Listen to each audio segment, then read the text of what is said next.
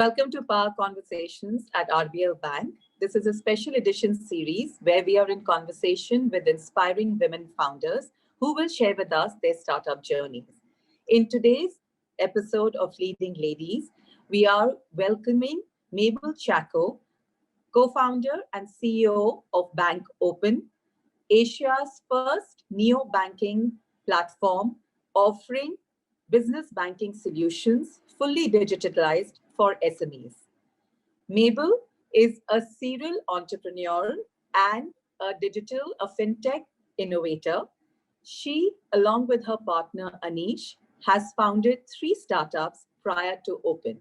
Their first startup, Cashnet, a mobile plug and play and financial inclusion solution, was launched in 2007. They thereafter built Neartivity Wireless, the NFC-based payments processing platform, in 2009, and followed that by Switch Payments, the India's first developer-led payments platform, in 2013. This was later sold to Citrus Pay in 2015.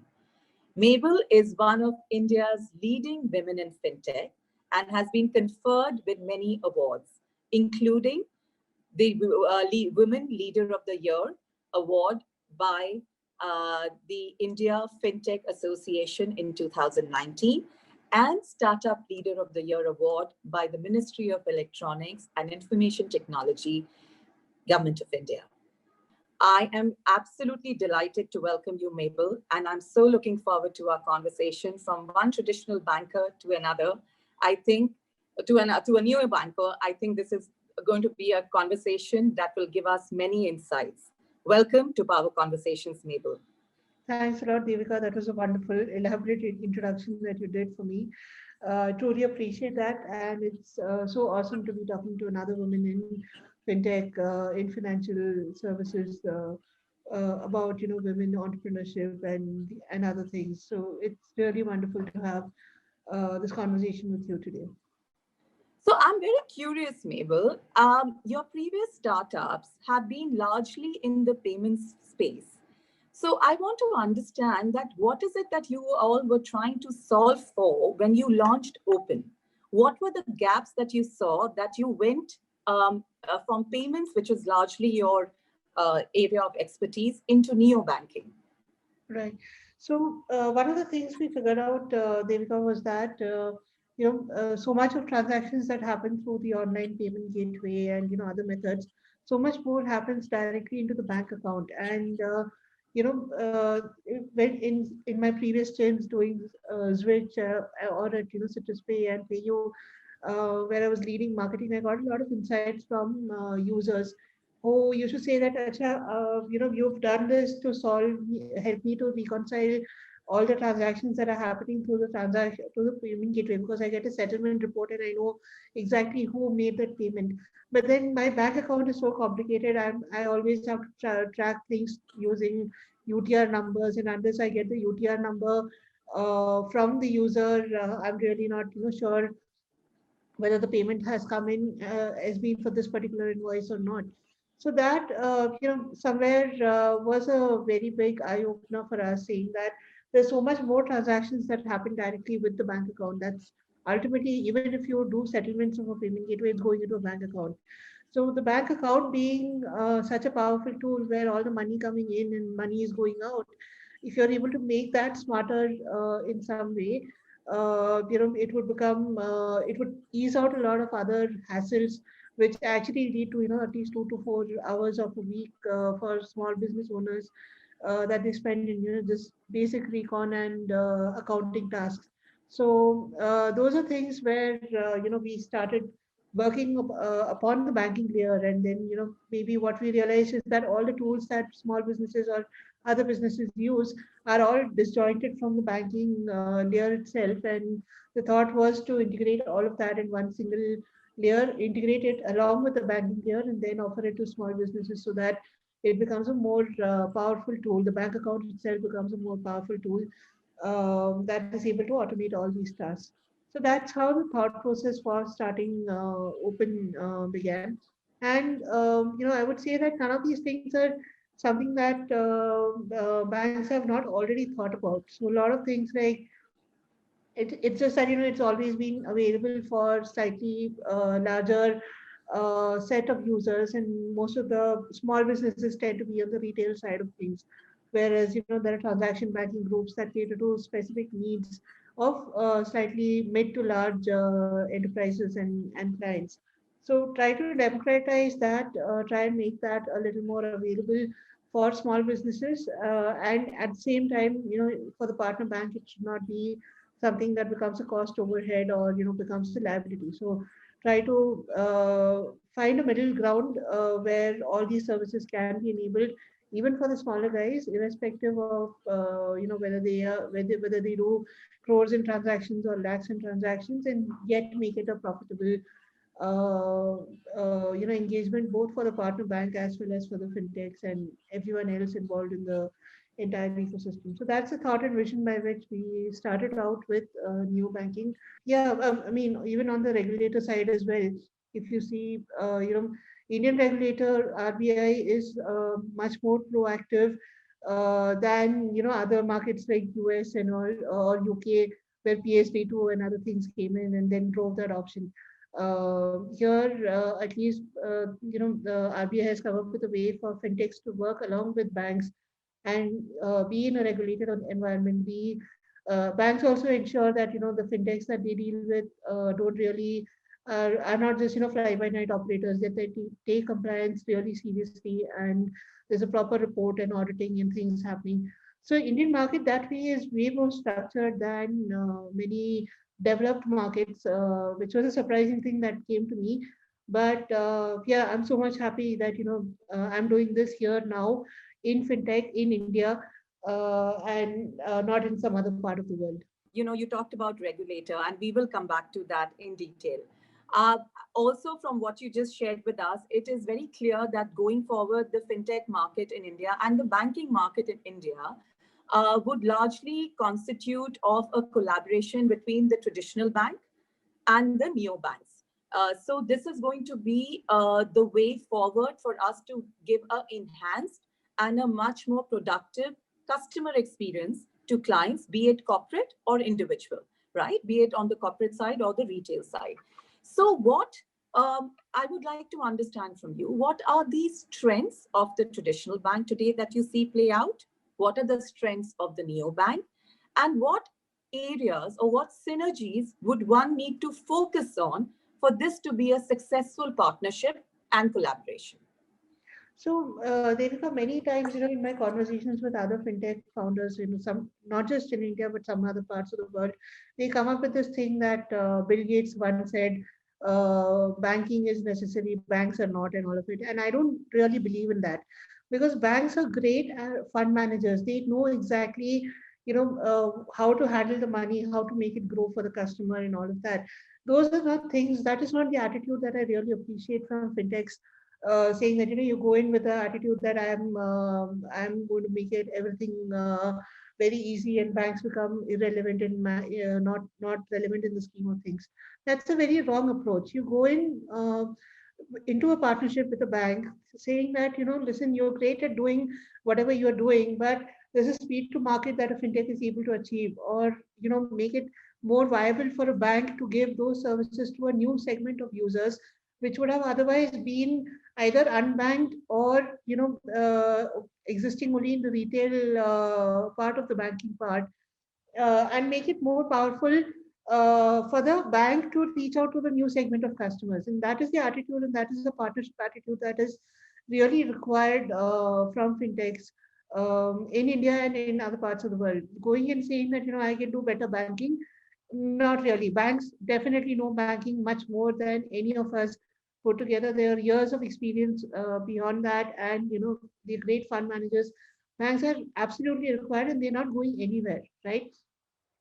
The partnership starts at the point where bank says that, okay, yes, there is this new segment of users that I would want to reach out to, and fintech says that I would help you achieve that and reach out to this segment of customers without it having to cost you money for it. And that is where the partnership really starts. That if you put fintechs and the banking layer, the financial institution together, then there's a lot of things that you can achieve, be it reaching out to new segments of users, be it finding better ways to service the existing customers, be it providing a better user experience, or reaching out and getting into different kinds of services as well, that a typical bank might not have actually gone into, like for example banking and accounting together, right? The ability to drive power and reduce the time for the end customer is possible only because of that partnership between a bank and a fintech coming in together.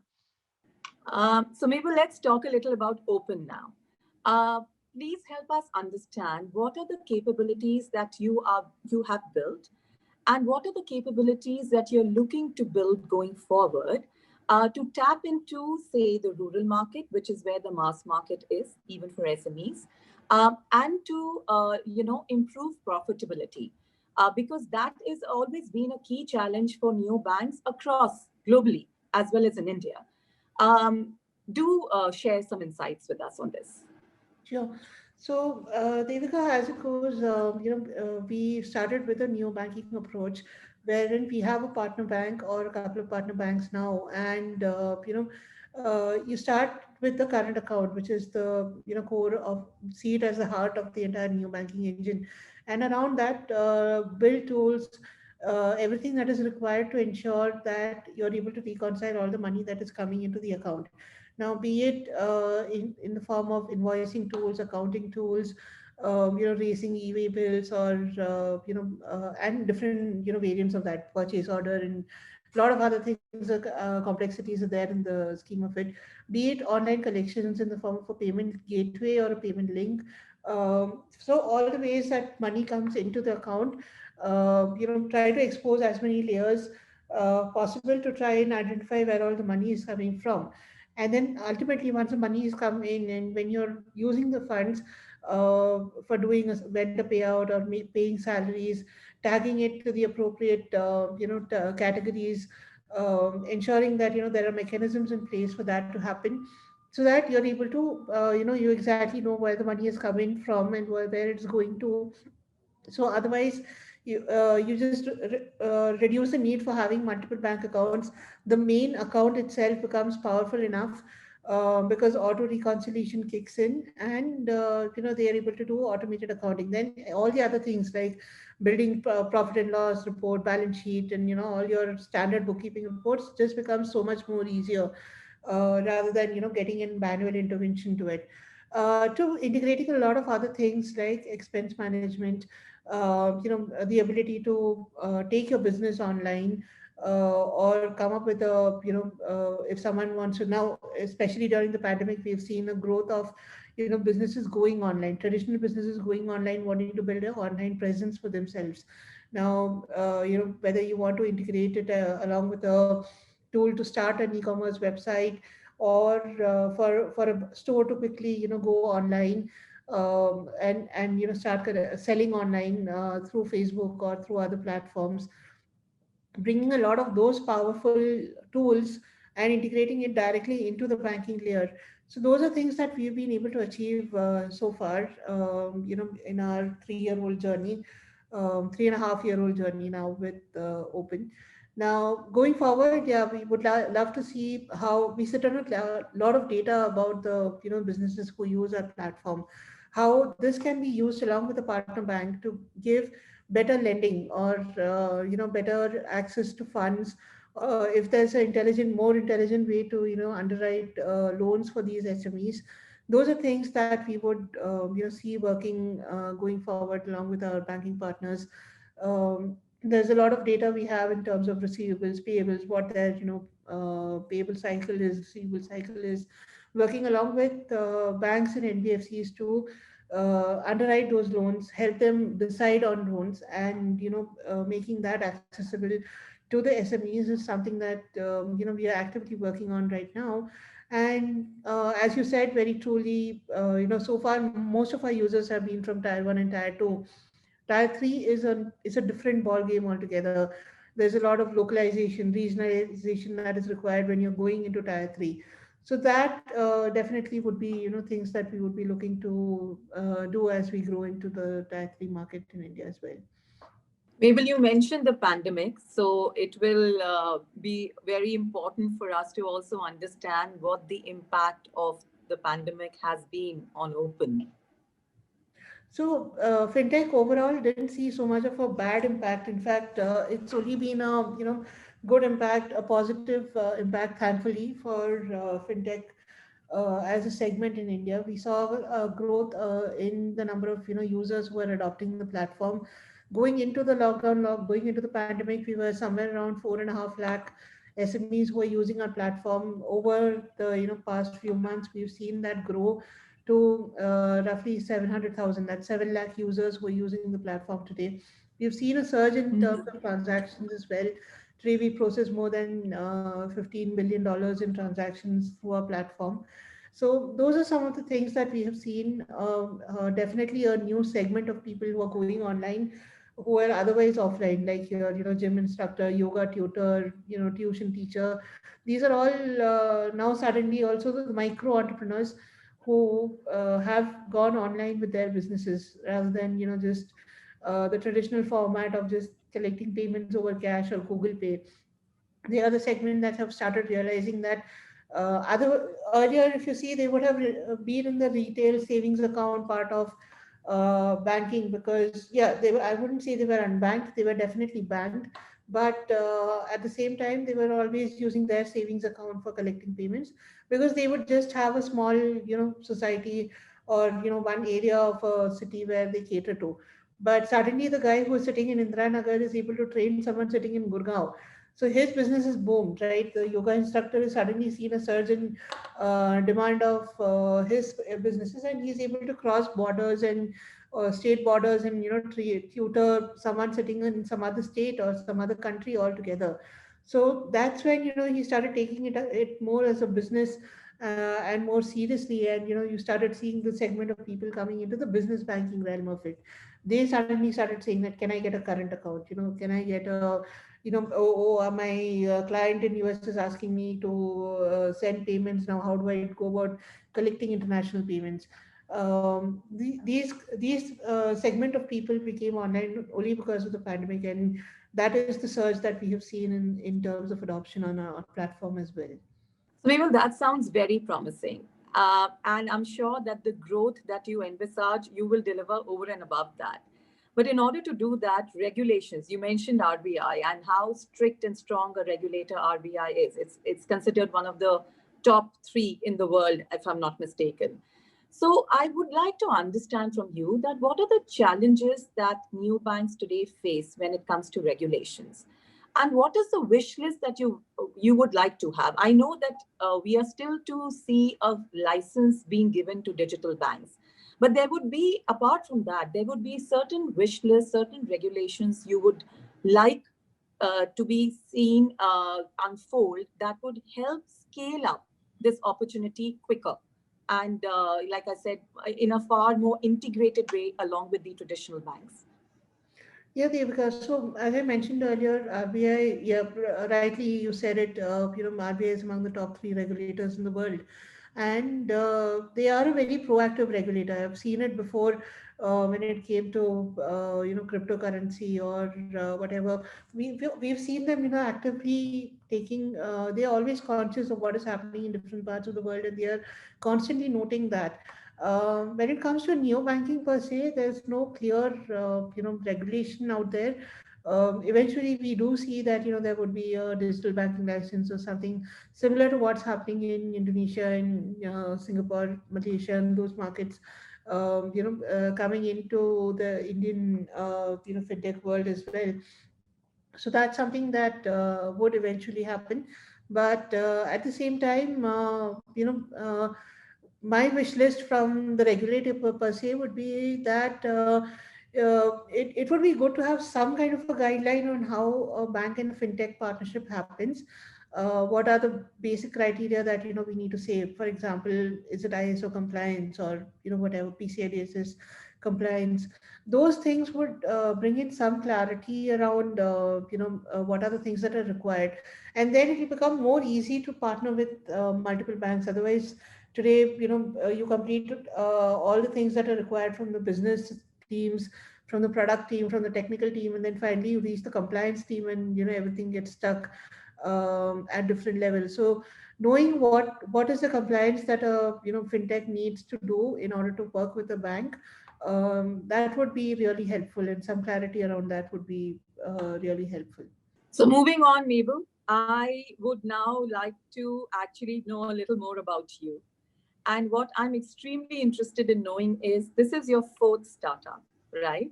And please share with us what have been your key learnings through your entrepreneurial journey from one startup to the other. What have you learned along the way? And were there days when you felt very lost and very challenged and you said, this is impossible to do and we should kind of move on to something else? What have been your highs and what have been your lows? But very importantly, what have been the learnings that have kind of evolved from one startup to the other over the last 13 years? So very true, Devika, that there have been my highs and my lows. I would say my biggest high is right now, when I'm doing things with Open and I'm seeing adoption for things that we have built, and it's a very big high that I get from seeing user adoption. And I get that high because that is also my key learning in all these years of doing startups, that we keep focusing on building the perfect product, the perfect this, the perfect that. But really what we as entrepreneurs should do is build things that the user wants, and knowing who that user is really important. I heard it, learned it the wrong way or the hard way in Neartivity, and that was the biggest failure I have seen in my life. After trying to do NFC payments for almost 1.5 years with a 50-member team, I had to lay them off, and at the same time do whatever best you can in that situation. So sending their resumes to people in my network, trying to get them placed through placement consultants or by directly reaching out to founders. Those were things that I've done when it was when Near to T was happening. And my biggest premise then was, if I give a SIM card to a user, so there was a definite lack of NFC phones in the market. This time talking about 2009 2010 time period, where there was no mention of NFC phones at all in the Indian market, and we were breaking our heads on trying to convert the existing phones into a NFC device. And two ways we could do that was, one, either a sticker that you can stick onto the phone, and Mastercard had these Masterpass stickers that could be used, or having securely changing something that resides inside the phone. Now, for Indian banks to be comfortable, it had to be something that resides inside the phone, and not something that can be just peeled off from outside the phone. And hence we had to look at SIM cards. And the moment you say SIM cards, it's not that any bloke on the road can go and order SIM cards. You need to be working with a mobile operator, right? So our basic premise was the fact that if I give a SIM card to someone and tell that this will convert your phone into NFC and you can just go and tap and make payments wherever you want, people would adopt to that. But that was horribly wrong. I spent a lot of time, almost 1.5 years, trying to build that entire technology and all of that, when all I should have done was go down and ask someone on the road that, if I give you a SIM card, will you change your SIM card, right? And that was a very hard learning for me. That's when I figured out that whatever you want to do, you should know absolutely crystal clear as to who your user is. First, know your audience, know your customer. KYC, that's what banks also teach us. KYC, right?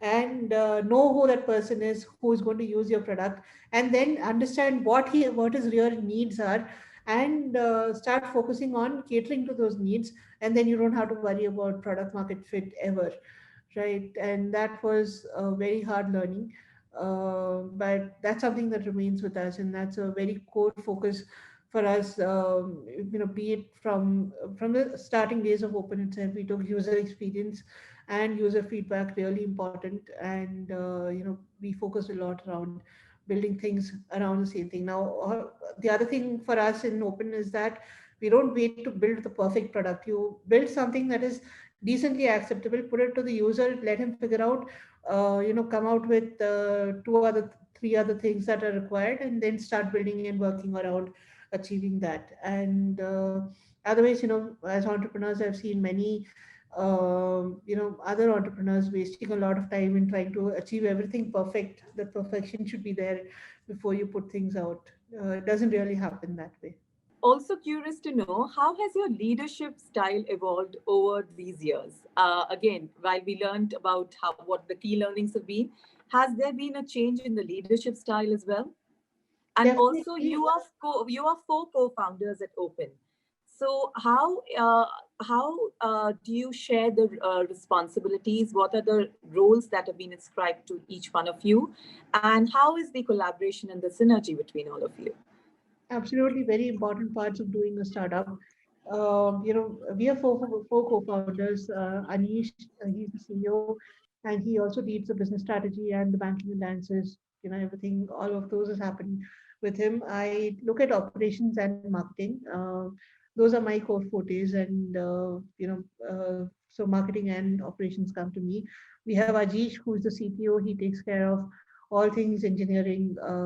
Under Ajish, and we have Dina, who is the CFO, and she is an absolute brilliant woman, badass woman, CFO that you can find. And we have very clear four areas that we look in for our startup, and then she also heads the lending and wealth management product units that we are working on.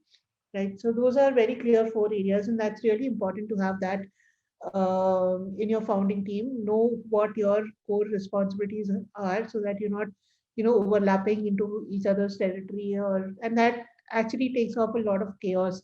Otherwise, I've seen so many other startups failing just because the founders just couldn't get their heads around who is responsible for what. Right, so that was one good thing for us at Open. As founders, we have very four clear areas that we operate on, and that brings in a lot of synergy, and we have the same vision. So sharing the vision, knowing what you're trying to achieve and where you're going, that goes a long way in building what kind of a leader you are. And between my startups, yes, definitely, the leadership has thrown a different challenge altogether every single time. So CashNext again was 25-member team, much smaller team, easy to play around mostly. Same way, Near20, 50-member team, had to lay off folks. So that showed a different kind of leadership challenge altogether when you have to lay off people. They don't really understand your rationale, but at the same time, playing around and trying to help them out in whichever way possible uh, does add something back, because every single person who was part of my Near20 team is still in touch with me. They are not always in Open, but they're still very much in touch with me, and keep on updating me about whatever is happening in their lives. So that was very important for me as a leader at that point of time. Switch, because I was the beaky Billy starting, after a failure, was a very small team, hardly five of us who were doing Switch, which eventually got acquired by CitrusPay. We joined CitrusPay as employees. And then when we were starting Open, all of us came out, and, we started Open together. So that wouldn't be so much of a leadership challenge for me in Switch. Open has been quite a challenge. Like, from the day we started, we were like, eight of us who started it, to we are around 250 of us today. Growing and scaling this company every single time, has, added on. It's quite a task to manage 250 people, getting everyone culturally aligned is something that we focus a lot on. And there's a lot of emphasis on hiring people, not just, we just don't go for people for basis their degrees.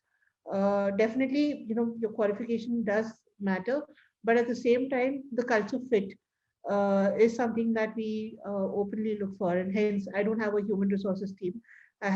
We call it the people and culture team at Open, because it is about a person who's coming in and the culture he brings in, that goes around, knowing whether how he is going to behave within the company, how he behaves after he leaves us as well. All of that matters, and hence hiring the right culture fit is something that we look at with priority at Open.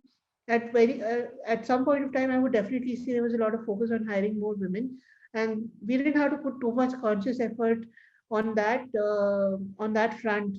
Per se, because we are two women in a co-founding team, so naturally, with women leaders, attract more women talent to come into the company as well. So for a very long time, we had a 50-50 split of people, but obviously when you're scaling certain teams from sales and engineering, we flip that ratio a little bit, but still we are very close to 40% women within the company, and that's something that we want to keep growing as a ratio, and try to get back to the 50-50 that we were earlier as well. And there's a lot of focus on the employee well-being per se, and not just the physical. Physical is what everyone does, but the mental well-being. So we do have a well-being officer who takes care of the mental well-being of our employees, and happy team leads to happy customers. So there's no other better formula to having happy customers than having a happy team to cater to them.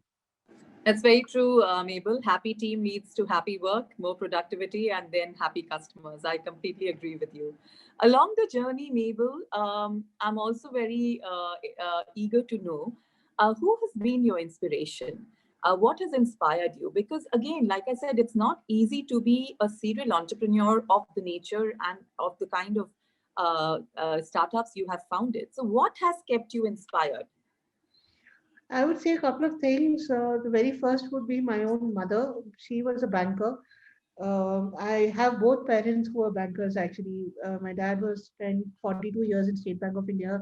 My mom retired after 39 years in IDBI. So, definitely I've seen women bankers from the very, small age that I remember.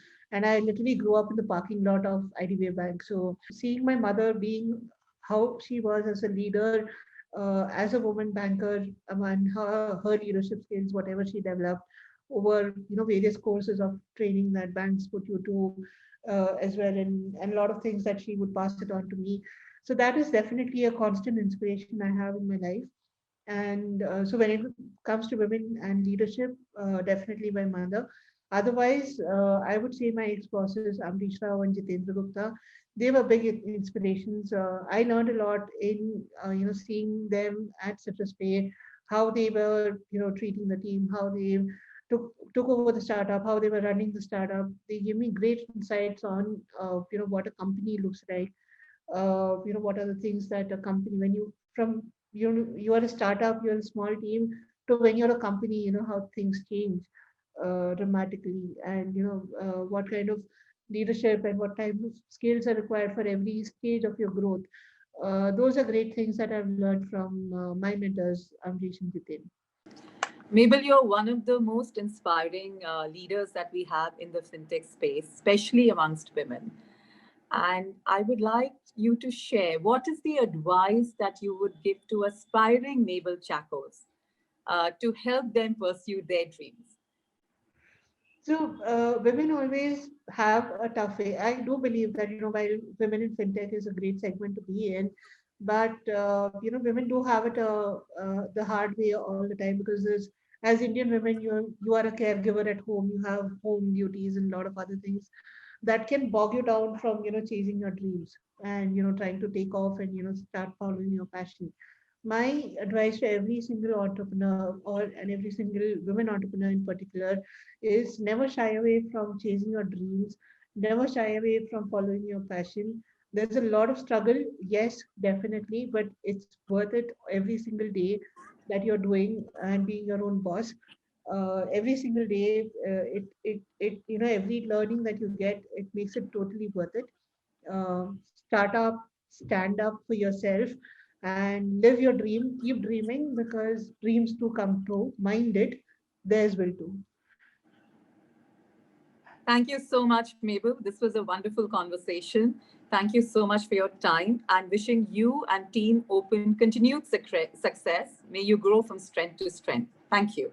Thanks a lot, Devika and Team RBL. Wonderful having this conversation.